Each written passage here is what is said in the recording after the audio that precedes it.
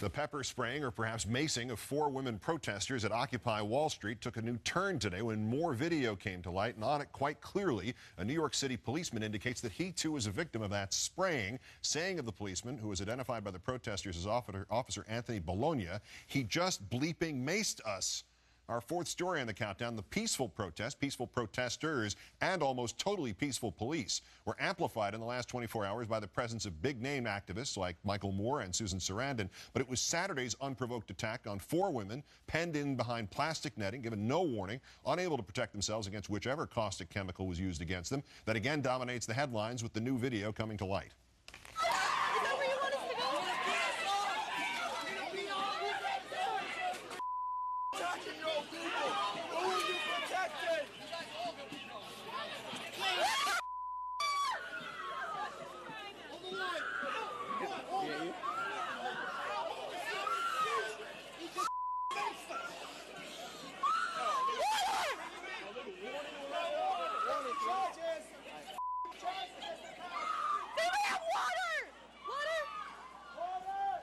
Again, there have been other instances of protesters sprayed. One of them, Kelly Harris, he told us here last night, it happened to him when he tried to take a picture of an officer seemingly abusing a protester physically.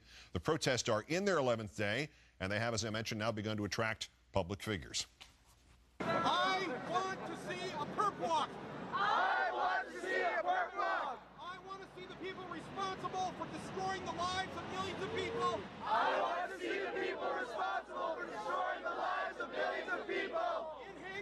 In handcuffs. And run away.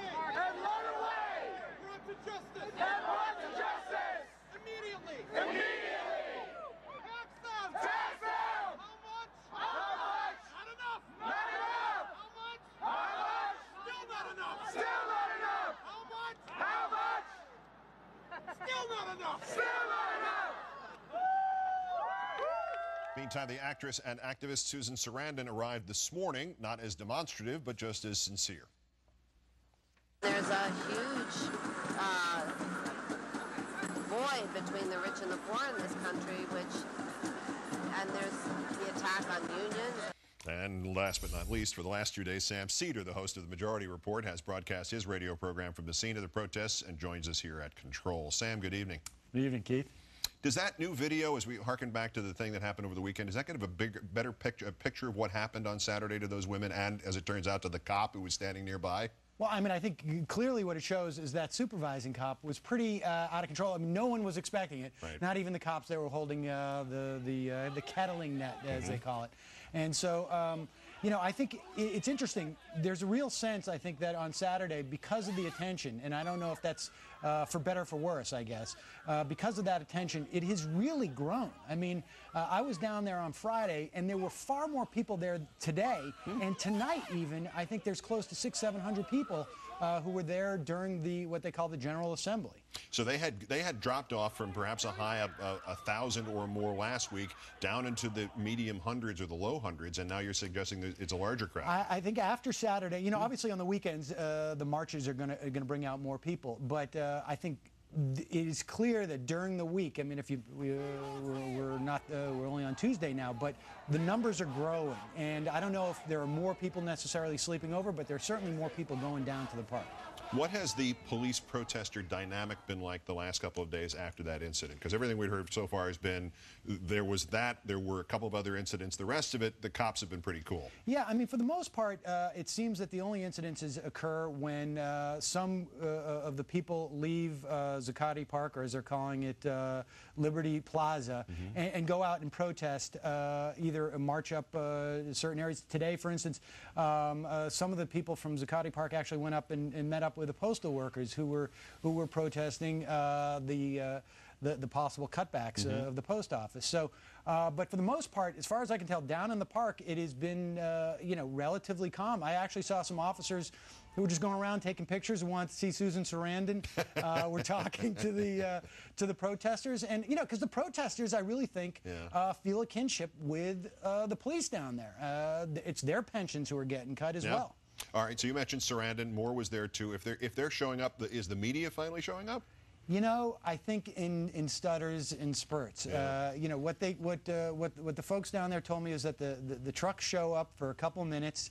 they get their B-roll, and then they leave. But you know, Cornel West is down there tonight. I think the more celebrity, I mean, NPR apparently, in telling their ombudsman, they said the 3 reasons why they weren't covering it was because there was no major disruptions, so Right. short of the violence. Great. Crack Some Skulls will be down in an hour. If it bleeds, it leads on NPR. Literally. And they didn't think there was any specific demands, and there was no one of import down there.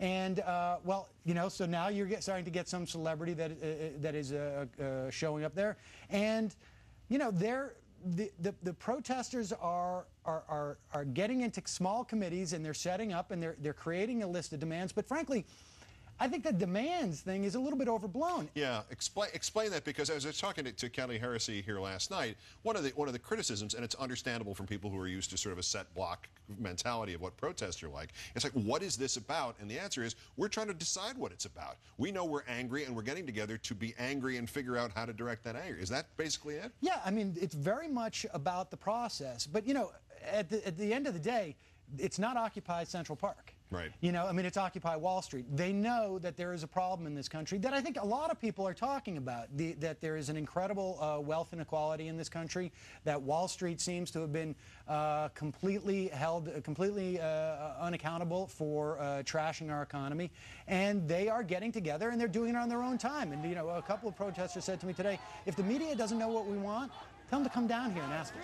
And obviously we need those NPR celebrities to show up and have do the live broadcast. Right. Terry Terry Right, Rose from Prairie Home right, Companion. exactly. Get Garrison Keillor down there, and then they came in from the left. Exactly. And Lake Wobegon is a tough.